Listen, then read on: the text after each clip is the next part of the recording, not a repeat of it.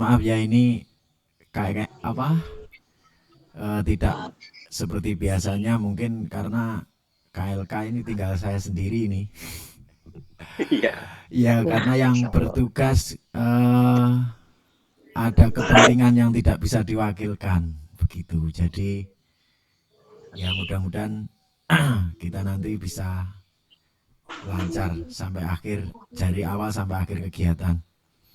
Kita mulai amin. nggih, Pak Insya Ustadz. Allah. Insyaallah. Sebentar. Mohon teman-teman untuk menonaktifkan mic-nya nanti kalau sudah Oh ada iya. mohon di Assalamualaikum warahmatullahi wabarakatuh. Waalaikumsalam. Waalaikumsalam warahmatullahi wabarakatuh. Yang saya hormati Ketua Umum Ahlul Quran Sejati dan Dikron Kasiron Bapak Ustadz Haji Supardi, yang terhormat Ustadz Abu Ayub sebagai Guru Besar Ahlul Quran Sejati, teman-teman santriwan, santriwati Ahlul Quran Sejati dan juga Dikron Kasiron, dan para undangan yang hadir di room yang sangat sederhana ini. Pertama-tama marilah kita panjatkan rasa syukur kehadirat Allah Subhanahu wa taala yang mana pada pagi hari ini kita telah diberikan rahmat, yaitu salah satunya kesehatan, sehingga kita di pagi hari ini bisa dipertemukan kembali dalam tausiah Ahlul Quran Sejati dengan keadaan sehat walafiat, tidak kurang suatu apapun. Amin. Amin. Salawat serta salam senantiasa kita hadiahkan kepada junjungan Nabi besar Muhammad Sallallahu Alaihi Wasallam, Sallallahu alaihi wasallam. yang mana nanti kita harapkan syafaatnya di yaumil kiamah. Para hadirin undangan yang dimuliakan Allah, langsung saja pada pagi hari ini kita mendengarkan sambutan dari Ketua Umum Ahlul Quran Sejati dan Dikron Kasiron kepada Bapak Ustadz Haji Supardi. Waktu dan layar disilahkan. Terima kasih. Bismillahirrahmanirrahim. Assalamualaikum warahmatullahi wabarakatuh. Waalaikumsalam warahmatullahi wabarakatuh. Alhamdulillahirabbil alamin. Wassalatu wassalamu ala asyrafil anbiya'i wal mursalin nabiyina Muhammadin wa ala alihi wa man tabi'ahum bi ihsanin ila yaumil qiyamah. Asyhadu an la ilaha illallah wahdahu la syarikalah wa asyhadu anna Muhammadan abduhu wa rasuluhu la nabiyya ba'dah. Rabbi syrah li sadri wa yassir li amri wahlul 'uqdatam min lisani yafqahu qawli, amma ba'du. Jamaah Ahlul Quran Sejati dan Dikron Kasiron serta tamu undangan yang dirahmati Allah, mari kita panjatkan puji dan syukur kita kepada Allah Subhanahu wa taala karena pagi hari ini kita diberikan nikmat untuk bisa bertemu kembali dalam rangka sama-sama menuntut ilmu. Mudah-mudahan hadirnya kita ini adalah sebagai wujud dari rasa syukur kita kepada Allah Subhanahu wa taala, sehingga setelah kita memperoleh ilmu nanti yang diberikan oleh Ustaz, kita lebih meningkat kualitas iman kita. Kemudian sholawat dan salam tercurah kepada suri tauladan kita Nabi Muhammad Sallallahu Alaihi Wasallam, sahabatnya, tabi'in, tabi'in, dan mudah-mudahan kita semuanya termasuk umatnya yang istiqomah dalam menjalankan semua sunah-sunahnya. Berikutnya terima kasih kepada Ustadz Abu Ayub yang beliau setia ya mendampingi kita, memberikan ilmunya kepada kita semuanya. Tentunya sudah banyak ilmu yang beliau berikan kepada kita. Tinggal bagaimana kita mengamalkannya. Mudah-mudahan kita bisa memahami dan bisa mendapatkan manfaat dari apa yang beliau sampaikan selama ini, dan akhirnya menambah ketaatan kita kepada Allah Subhanahu wa taala. Kemudian yang berikutnya terima kasih kepada peserta dari Quran Kafiron, Quran Jati dan undangan yang hari ini berkenan hadir. Mudah-mudahan kehadiran kita ini banyak mendapatkan manfaat. Kemudian yang berikutnya, saya menyampaikan bahwa hari ini sepertinya banyak yang izin karena bertepatan dengan adanya kegiatan di yang dilaksanakan oleh entah dinas sosial entah apa ya di Jakarta dan Jawa Barat khususnya, sehingga mungkin hari ini tidak bisa maksimal. Tapi tentunya menuntut ilmu ini jangan terpengaruh oleh jumlah, ya. Maka kalau kita terpengaruh jumlah itu kita akan tidak semangat ketika jumlahnya itu, tapi akan semangat ketika jumlahnya banyak. Padahal jumlah yang sedikit ini kadang malah lebih fokus ya dibanding dengan yang banyak. Yang berikutnya juga terima kasih kepada KLK, ketua kelas yang telah mengkondisikan ya program rutin kita ini, walaupun mungkin yang hadir belum mencapai jumlah yang maksimal dari seluruh peserta baik Dzikron Kathiron ataupun Ahlul Quran. Mestinya yang hadir kalau misalnya maksimal itu bisa lebih dari 100 orang. Tapi kenyataannya yang hadir hanya ya segini ya. Dan ini tentunya kita ini adalah pilihan Allah untuk hadir rutin di kegiatan kita ini. Mudah-mudahan kita termasuk orang-orang yang senantiasa mendapatkan hidayah dari Allah Subhanahu wa taala. Karena hidayah hal dan satu untuk mendapatkan hidayah adalah dengan kita menuntut ilmu. Dengan ilmu kita bertambah, maka hidayah kita akan tetap dijaga, akan tetap terjaga karena kita bisa mengetahui bagaimana cara menjaga hidayah yang sudah Allah berikan kepada kita semuanya. Karena hidayah Islam ini dan iman ini adalah hidayah sangat mahal. Mungkin saya juga mengimbau kepada ketua kelas untuk bagaimana mensosialisasikan kegiatan kita ini biar lebih maksimal lagi. Mungkin dari saya cukup sekian, kurang lebihnya mohon maaf. Barakallahu fikum. Assalamualaikum warahmatullahi wabarakatuh. Waalaikumsalam. Demikian sambutan dari Bapak Ketua Umum Ahlul Quran Sejati dan Dzikron Kathiron. Untuk selanjutnya yaitu tausiah yang akan disampaikan oleh Ustadz Abu Ayub, yang mana kita tunggu-tunggu. Kepada Ustadz Abu Ayub disilahkan.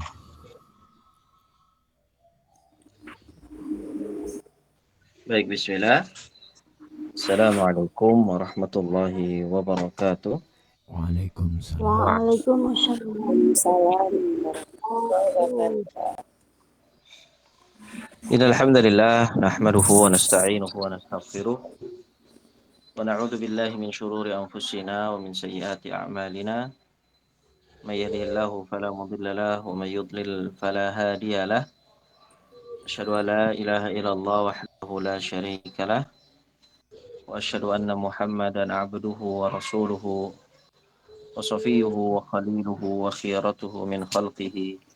بلغ الرسالة وأدى الأمانة ونصح الأمة وكشف الله تعالى به الأمة وجاهد في سبيل ربه حق الجهاد حتى أتاه من ربه اليقين صلوات ربي وسلامه عليه وعلى آله وأصحابه ومن اتبعهم بإحسان إلى يوم الدين وسلم تسليما كثيرا. أما بعد، jemaah yang dirahmati Allah Subhanahu wa taala, teman-teman yang semoga selalu diberikan limpahan karunia dari Allah Azza wa Jalla. Alhamdulillah wa syukurillah. Kita bersyukur kepada Allah Subhanahu wa taala atas segala nikmat karunia yang senantiasa Allah Azza wa Jalla limpahkan kepada kita. Salawat serta salam semoga selalu tercurahkan dan terlimpahkan kepada Nabi besar Muhammad sallallahu alaihi wasallam, kepada para sahabat dan keluarga beliau ila yaumiddin. Baik teman-teman yang dirahmati Allah Subhanahu wa taala, di pembahasan sebelumnya telah kita bahas bersama tentang metode Al-Quran dalam menetapkan adanya hari akhir, sehingga hal tersebut dapat masuk di dalam akal, nalar, dan logika kita sebagai seorang manusia, di mana pada pembahasan yang pertama, bagaimana Al-Quran menetapkan tentang hal tersebut, bahwasanya Allah Subhanahu wa Ta'ala telah menciptakan langit dan bumi, di mana penciptaan langit dan bumi ini lebih detail, lebih berat, lebih ya, lebih besar dibandingkan penciptaan manusia. Dan tentu ketika penciptaan langit dan bumi itu lebih besar dibandingkan penciptaan manusia, adalah hal yang mudah bagi Allah Subhanahu wa Ta'ala untuk mengembalikan manusia yang telah dimatikan untuk dihidupkan kembali. Goreng, Ini masuk di dalam akal kita. kerupuk Jadi yang bagaimana Allah Subhanahu wa Ta'ala menciptakan langit dan bumi yang penciptaannya lebih ya besar dibandingkan penciptaan manusia, akan lebih mudah bagi Allah untuk mengembalikan semua itu menjadi ya makhluk yang kemudian dibangkitkan kembali. Kemudian yang kedua adalah bagaimana Al-Quran juga membahas tentang penciptaan manusia ya yang berawal dari sesuatu yang tidak ada menjadi ada, maka hakikatnya akan lebih mudah bagi Allah untuk mengembalikannya, karena di sini ya Allah telah berhasil untuk menciptakan manusia yang tadinya tidak ada menjadi ada, sehingga mengembalikannya adalah lebih mudah bagi Allah Azza wa Jalla. Dan metode yang kedua yang disebutkan oleh Allah Azza wa Jalla dalam Al-Quran adalah bagaimana ya Allah Tabaraka wa Ta'ala terbukti berhasil untuk menghidupkan kembali makhluk yang tadinya mati. Di sini konteksnya adalah bumi, tanah. Allah Subhanahu wa Ta'ala ya berfirman di dalam surat Al-Hajj ayat yang ke-8, wa taral arda hamidatan fa idza anzalna 'alaiha al-ma'a ihtazzat wa rabat wa ambatat min kulli zawjin bahij. Dan kau lihat bumi itu kering, bumi yang gersang, bumi yang tidak subur. Kemudian apabila telah kami turunkan air atasnya, maka hiduplah bumi tersebut. Hiduplah, suburlah tanah tersebut. Dia akan menumbuhkan berbagai macam tumbuhan-tumbuhan yang indah. Jadi hal yang sangat mudah bagi Allah Subhanahu wa Ta'ala untuk menghidupkan kembali tanah yang gersang, tanah yang sudah mati, tanah yang tandus. Kemudian dalam surat Al-A'raf ayat 57 Allah juga berfirman, wa huwallazi yursilur riyaha busyran baina yaday rahmatih, dan dialah Allah yang meniupkan angin sebagai pembawa berita gembira sebelum kedatangan rahmatnya, yaitu hujan. Jadi sebelum adanya hujan pasti Allah tiupkan angin.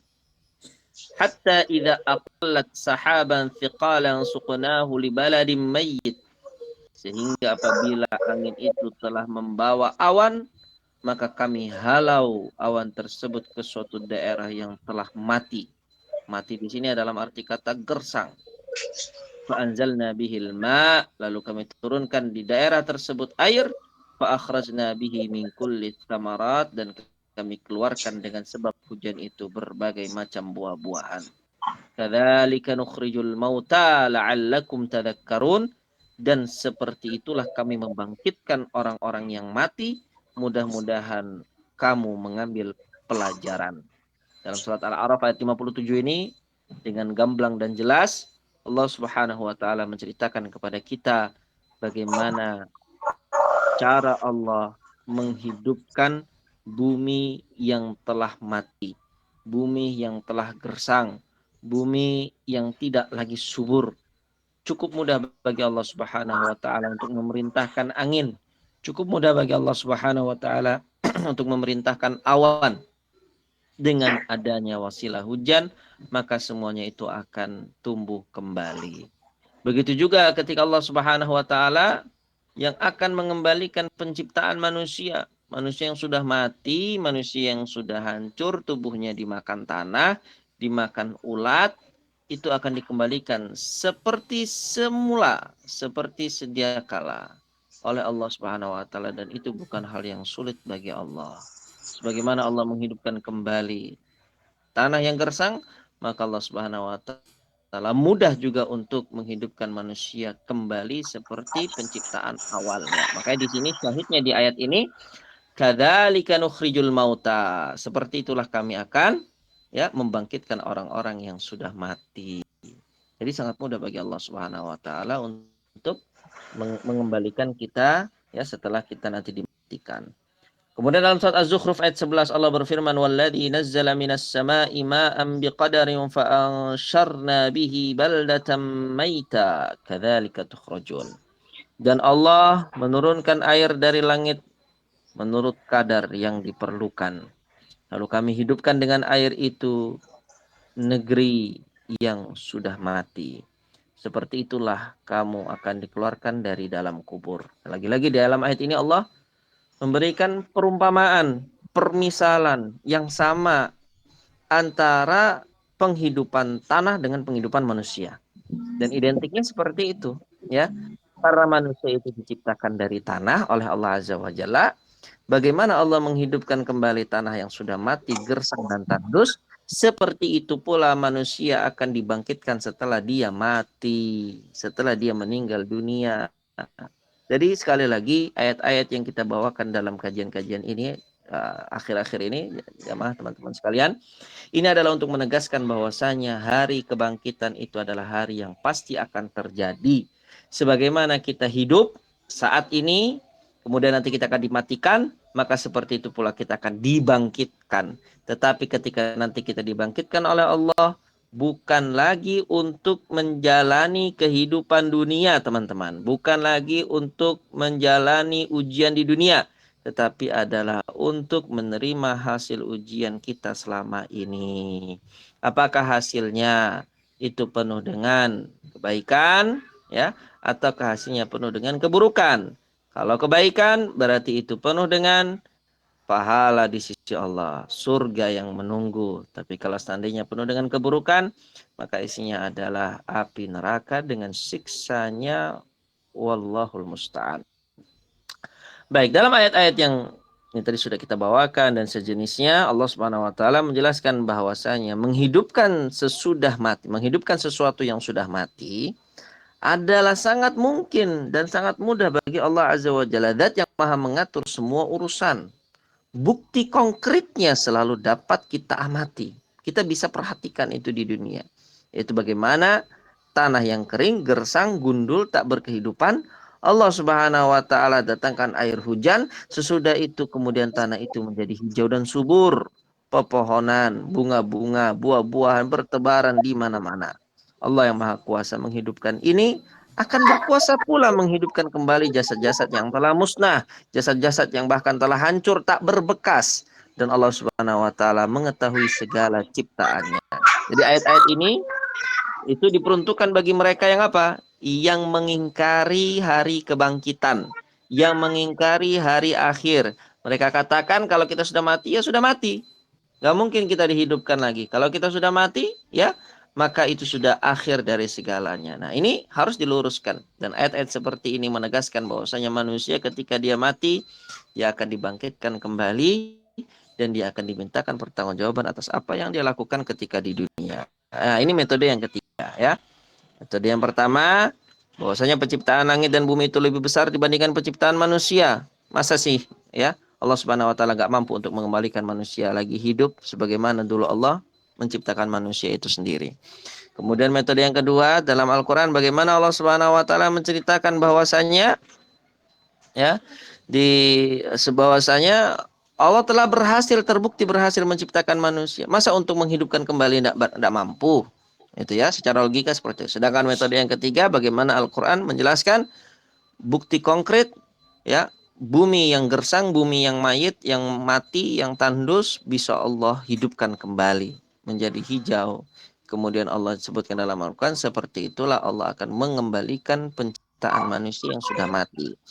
Baik, metode yang keempat, adalah apa yang dikabarkan di dalam Al-Quran bahwasanya Allah Subhanahu wa Ta'ala telah menghidupkan sebagian orang yang sudah mati di dunia. Seperti misalnya dalam surah Al-Baqarah ayat 72 sampai 73. Ya, nanti akan kita bahas. Itu merupakan tanda kekuasaan Allah yang memaksa orang-orang yang mengingkari ya ba'ats, hari kebangkitan, untuk mengakui dan membenarkan agama yang dibawa oleh para rasul alaihimussalam. Dan ini akan menambah iman orang-orang mukminin. Ini apa? Bukti konkret bahwasanya Allah Subhanahu wa Ta'ala itu Maha Mampu. Kenapa? Karena itu sudah pernah terjadi. Allah telah menghidupkan sebagian orang yang sudah mati di dunia. Dalam surah Al-Baqarah ayat 72 sampai 73. Ya, nanti teman-teman bisa buka, bisa dibaca. Al-Baqarah ayat 72 sampai 73. Kata Allah Subhanahu wa Ta'ala, "Wa idza qataltum nafsan faddaratum fiha." Dan ingatlah, ketika kalian membunuh seorang manusia, lalu kalian saling tuduh-menuduh tentang hal itu. Saling tuduh-menuduh, saling lempar-melempar. Tidak ada yang mau ngaku siapa yang membunuh laki-laki itu. Wallahu mukhrijum ma kuntum taktumun. Dan Allah hendak menyingkap apa yang selama ini kalian sembunyikan. Faqulna idribuhu bi ba'dihha. Lalu kami berfirman, pukullah mayat itu dengan sebagian anggota sapi betina itu. Ya, jadi ada sapi betina yang diperintahkan mereka untuk mencari. Setelah ketemu, lalu bagian dari sapi itu diperintahkan untuk dipukul kepada si mayit.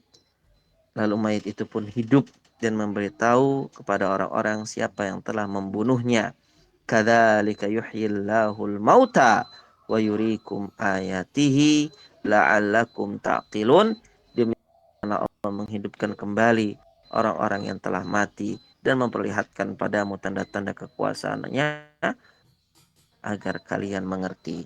Di situ, teman-teman yang dirahmati Allah Subhanahu wa Ta'ala, adalah bukti nyata bahwasanya Allah mampu untuk menghidupkan sesuatu yang telah mati, dihidupkan kembali Allah Azza wa Jalla.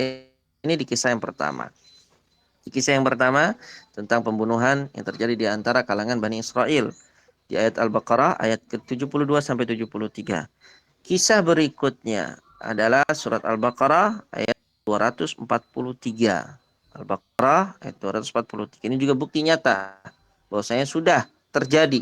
Manusia yang sudah mati dihidupkan kembali oleh Allah Subhanahu wa Ta'ala. Ya, jadi kita nggak perlu ragu lagi. Apakah Allah mampu untuk menghidupkan kita kembali setelah kita nanti mati menjadi tanah, tidak tersisa lagi tubuh kita. Ya, jadi jangan pernah ada keraguan di situ karena memang sudah ada bukti konkretnya. Di kisah yang kedua yang Allah ceritakan dalam Al-Baqarah ayat 243. Alam tara ilal ladzina kharaju min diyarihim wa hum ulufun hadaral maut. Apakah kalian tidak memperhatikan orang-orang yang keluar dari kampung halaman mereka, sedang mereka jumlahnya beribu-ribu karena mereka takut mati. Mereka keluar karena takut mati. Faqala lahumullahu mutu thumma ahyahum. Kemudian Allah Subhanahu wa Ta'ala berfirman kepada mereka, matilah kalian. Kemudian setelah mereka mati, Allah menghidupkan mereka kembali. Ya, ribuan orang itu, ya Allah matikan, Allah hidupkan kembali. Innallaha ladzu fadlin 'alan nasi walakinna aktsaran nasi la yashkurun. Sesungguhnya Allah memiliki karunia yang begitu banyak terhadap manusia, tetapi kebanyakan manusia tidaklah bersyukur. Ini kisah yang kedua. Terjadi.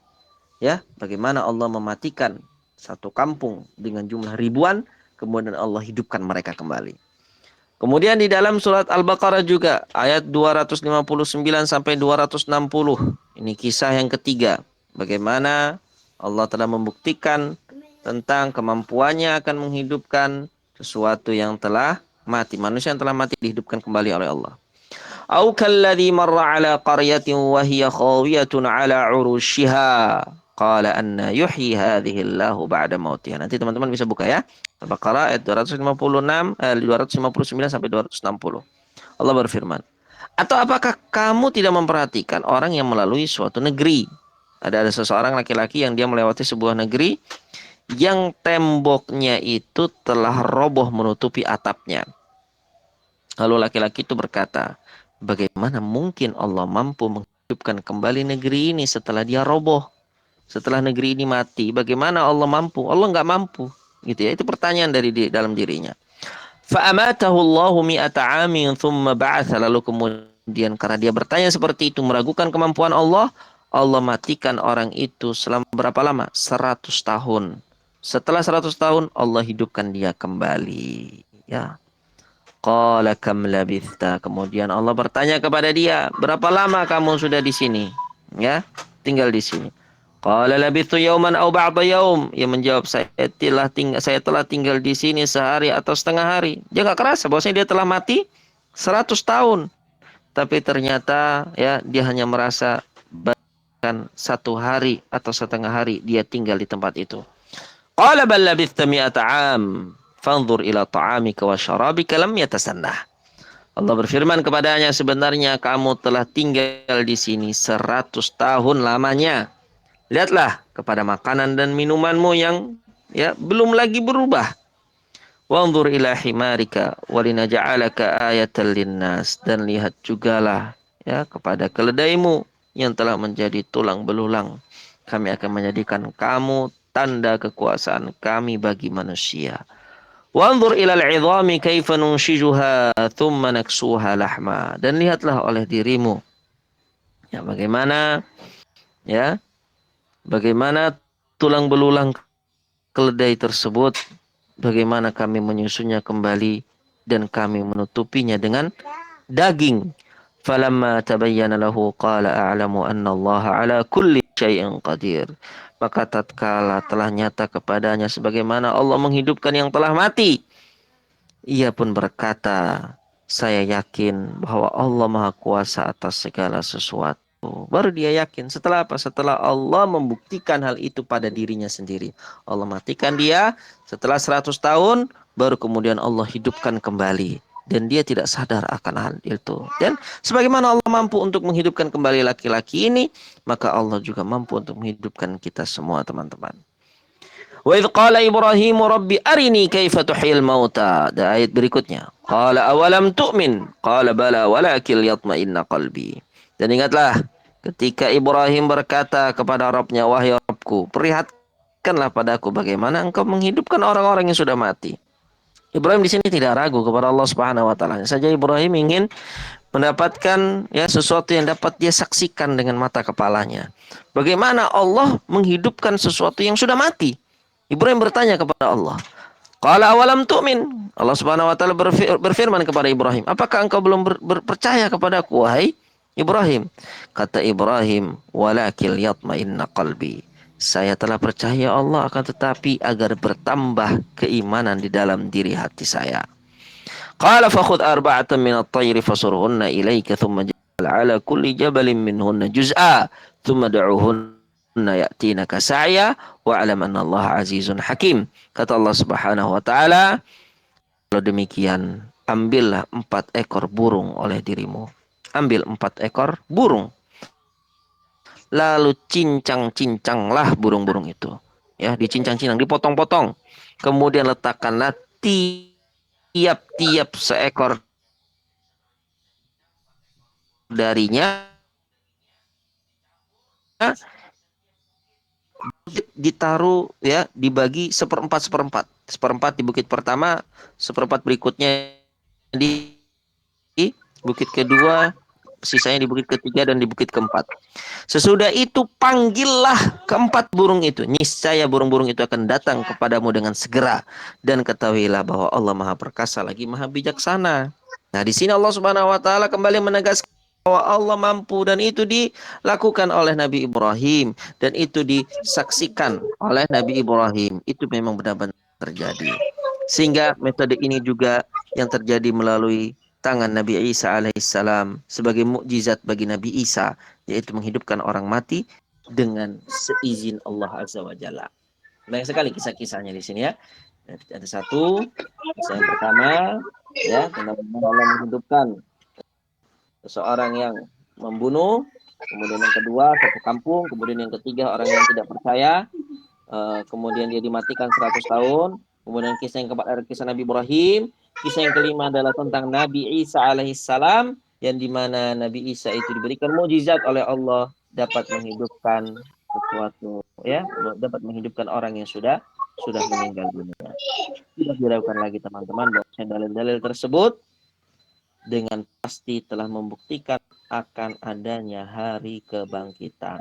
Karena dapat menghidupkan kembali satu jiwa sesudah matinya jiwa tersebut, pasti dan pun mampu menghidupkan semua jiwa.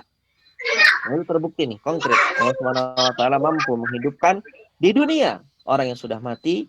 Kalau satu saja bisa, maka seluruh jiwa pasti akan bisa Allah hidupkan sebagaimana ditegaskan oleh Allah Subhanahu wa taala dalam surat Luqman ayat 28. Ma khalqukum wala ba'thukum illa kanafsin wahidah.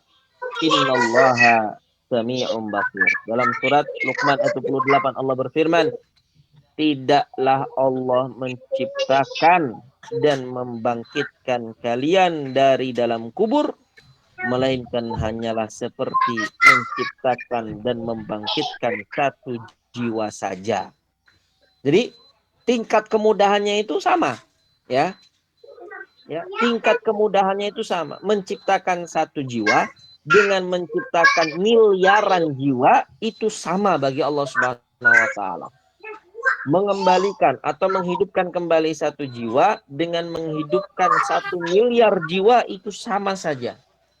Ya, itu sama saja bagi Allah Subhanahu wa taala. Jadi, kalau Allah mampu sudah menghidupkan satu orang manusia yang sudah mati kemudian dihidupkan kembali di dunia ini oleh Allah Subhanahu wa taala, maka itu sudah menunjukkan bahwasanya Allah Subhanahu wa taala Maha mampu untuk menghidupkan kita semua setelah kita dimatikan oleh Allah Azza wa Jalla. Allah tutup dengan mengatakan sesungguhnya Allah adalah zat yang maha mendengar lagi maha melihat. Oleh karena pentingnya keimanan kepada hari kebangkitan, ya, terhadap kehidupan duniawi demi tercapainya hikmah ilahiyah serta adanya orang-orang yang mengingkarinya, maka dalil-dalil dalam Al-Qur'an dijelaskan dengan metode yang bermacam-macam. Jadi tadi, ya, Al-Qur'an telah membuktikan kepada kita dengan 4 metode yang sudah selesai kita bahas, ya, hanya ada 4 metode saja, ya. Dengan 4 metode yang dibahas oleh Al-Quran telah membuktikan secara logika dan nalar akal pikiran. Nah, walaupun ya kita tidak mengalami dan kita belum mati, tapi Al-Quran sudah berhasil ya melalui akal logika yang kita yang diberikan oleh Allah Subhanahu wa taala. Akal logika tersebut telah terbukti nyata dan berhasil Allah Subhanahu wa taala mampu untuk menghidupkan sesuatu yang telah mati.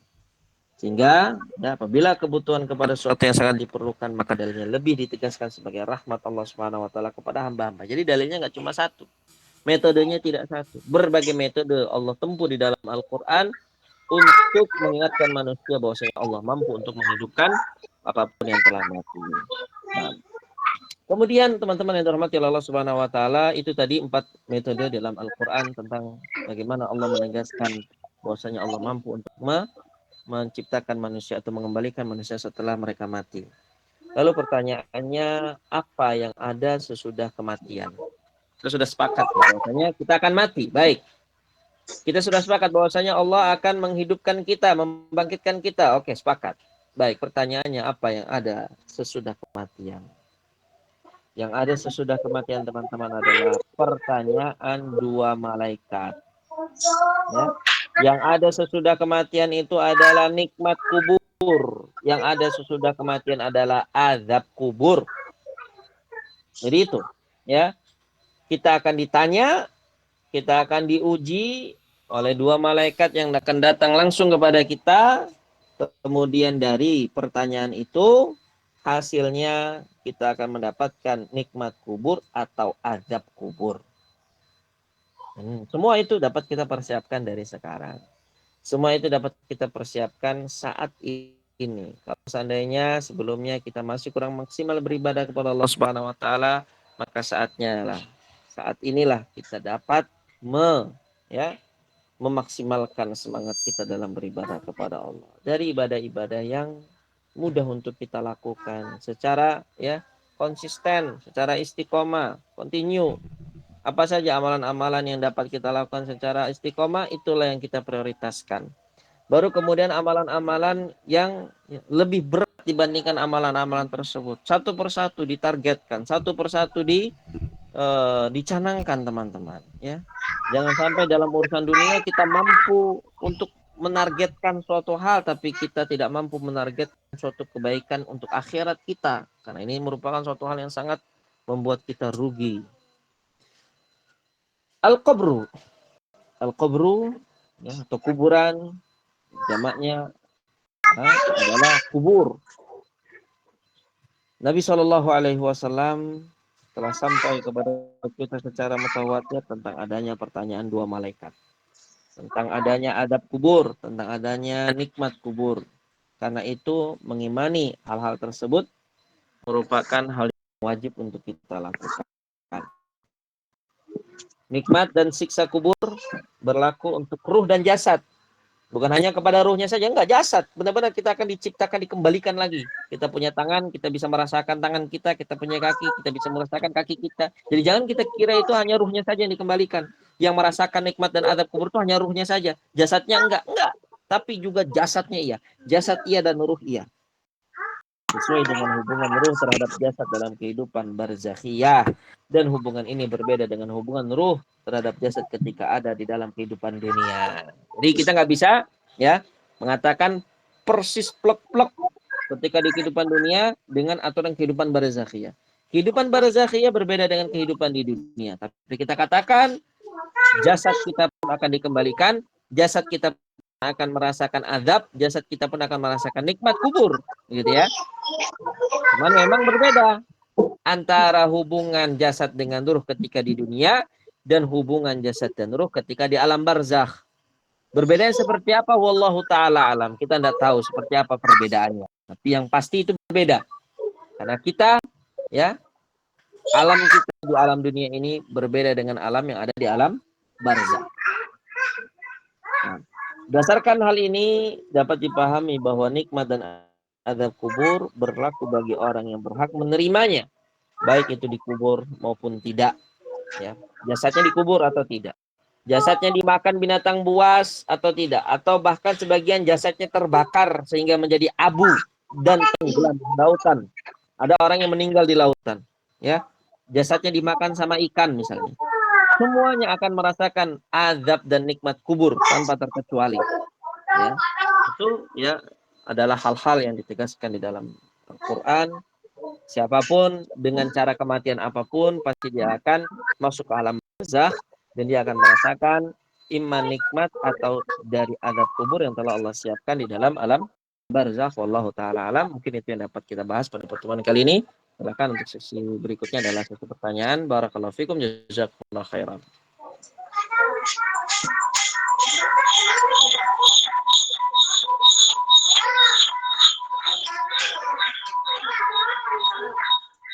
Demikian tausiah dari Ustadz Abu Ayyub. Untuk yang selanjutnya yaitu tanya jawab. Untuk termin yang pertama saya buka 2 orang yang mau penanya, silahkan.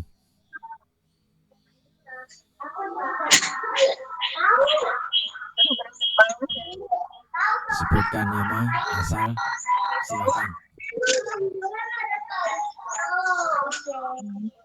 Allah. Assalamualaikum. Salam.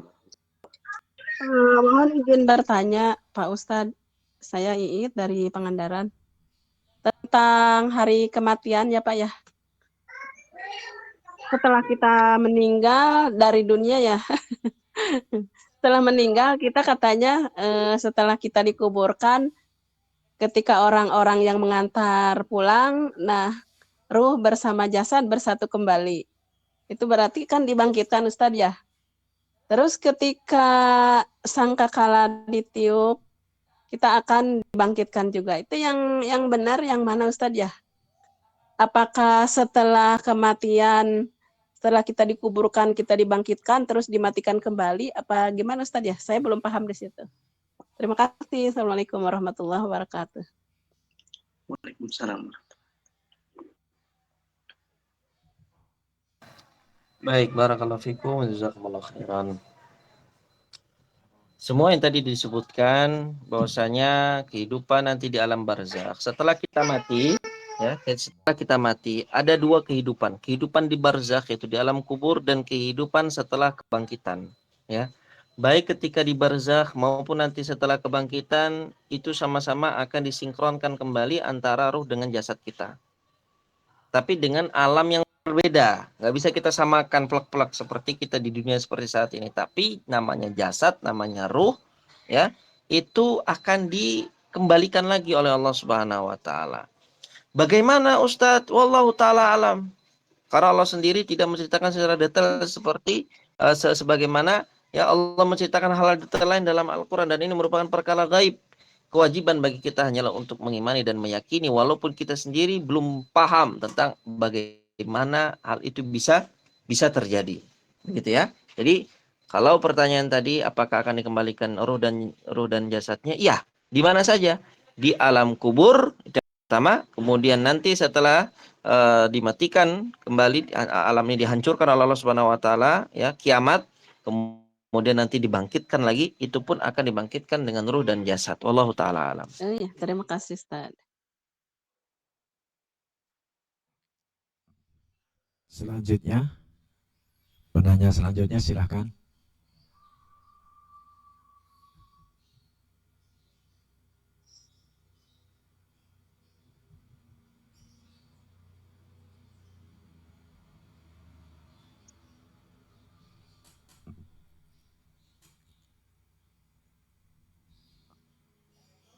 Assalamualaikum. Waalaikumsalam, silahkan. Waalaikumsalam warahmatullahi wabarakatuh. Saya Karti dari Bekasi. Mau bertanya. Assalamualaikum Pak Ustadz. Waalaikumsalam warahmatullahi wabarakatuh. Bagaimana penjelasan tentang fitnah kubur? Terus yang kedua, pernah mendengar bahwa seorang anak bila melakukan dosa atau apapun, orang tua yang sudah meninggal akan mendapatkan siksa. Terus yang ketiga, apakah nanti kita masih dapat bertemu dengan keluarga kita atau orang tua kita gitu, Ustazah? Ustaz. Terima kasih. Assalamualaikum warahmatullahi wabarakatuh. Waalaikumsalam warahmatullahi wabarakatuh. Apakah kita dapat bertemu kembali dengan keluarga kita di dunia ketika nanti sudah di akhirat? Jawabannya iya. Kita dapat bertemu kembali kalau kita berada di tempat yang sama. Gitu ya. Kalau kita sama-sama di surga ya kita bisa dapat kumpul lagi gitu. Nah, begitu juga kalau kita di neraka, kita bisa tahu nih, ini orang tua kita, ini saudara kita, ini adik kita, ini tante kita. Itu bisa tahu semua. Bisa ketemu lagi nanti di akhirat kalau di tempat yang sama. Sehingga begitupun kalau seandainya kita terpisah, kita akan mendapati misalnya Allah Subhanahu wa taala takdirkan kita masuk surga, tapi saudara kita tidak ada di surga, karena kita pasti cari. Kita pasti akan cari di surga. Karena kalau tidak ada, kita akan tahu bahwasanya itu mereka ada di neraka, waliyadzubillah. Lalu kemudian situlah kalau memang kita diberikan kesempatan untuk memberikan syafaat, kita bisa memberikan syafaat kalau memang Allah mengizinkan. Itu pertanyaan pertama. Kemudian yang kedua, apakah nanti apakah anak itu juga kita akan mendapatkan siksa kalau anak melakukan kesalahan? Ya, kalau kita tidak mendidik dan mengajarinya, ketika anak melakukan kesalahan, kita dapat imbas siksaan. Ketika kita tidak melakukan peran kita sebagai seorang ayah dan ibu dengan baik, yaitu memberikan pendidikan, memberikan pengajaran yang sempurna. Ya. Tapi kalau seandainya kita telah memberikan pendidikan, pengajaran yang baik, maka kita tidak akan mendapatkan hal itu. Karena la taziru waziratu wizra ukhra. Setiap manusia akan menanggung dosanya masing-masing. Nah, kemudian pertanyaan terakhir tentang fitnah kubur. Fitnah kubur itu apa? Fitnah kubur itu adalah ujian dan pertanyaan yang dialami oleh seseorang di dalam kubur setelah dia meninggal sebelum hari kiamat. Ini adalah bagian dari alam barzakh yang pasti terjadi bagi setiap manusia yang sudah meninggal.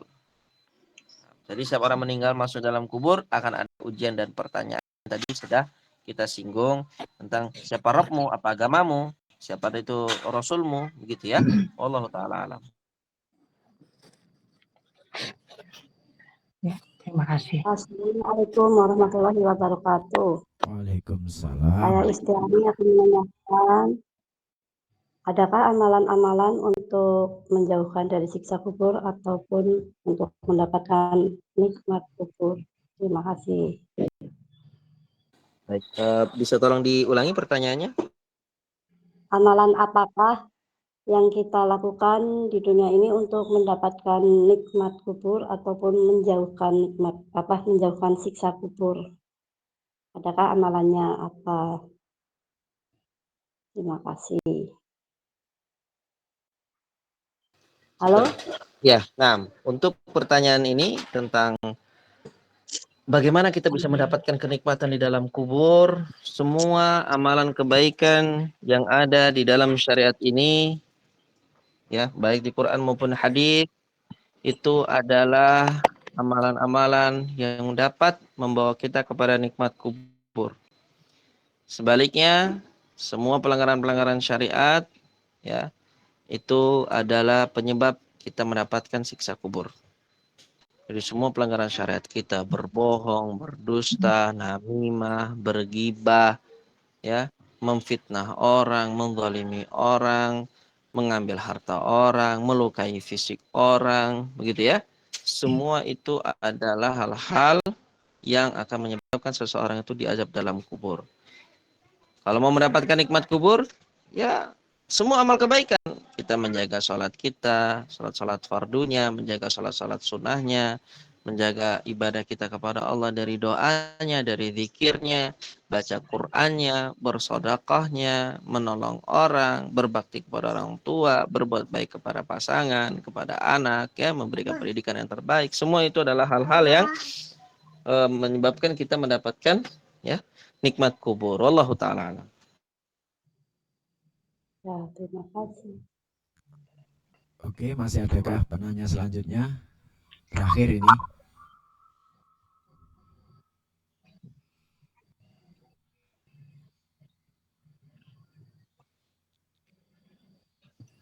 Sudah tidak Suara ada. Mas Imam putus-putus. Iya, kena sinyal ini mungkin. Baik, kalau sudah tidak ada penanya, mohon maaf hari ini tidak ada kuis ya, karena yang berkompetensi tidak hadir. Mungkin tahun depan ya, insya Allah. Karena bulan depan sudah Suaranya 2026. putus-putus.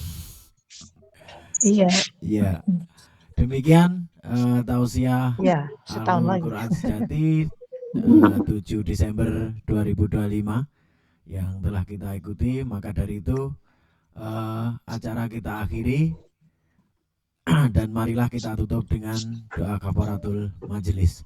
Subhanakallahumma wa bihamdika asyhadu an la ilaha illa anta astaghfiruka wa atubu ilaik. Wassalamualaikum warahmatullahi wabarakatuh.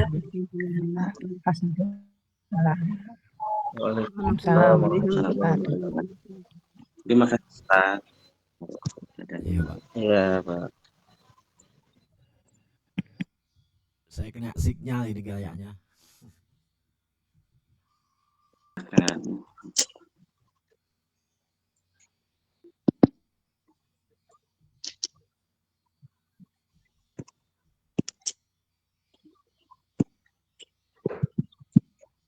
Udah turun.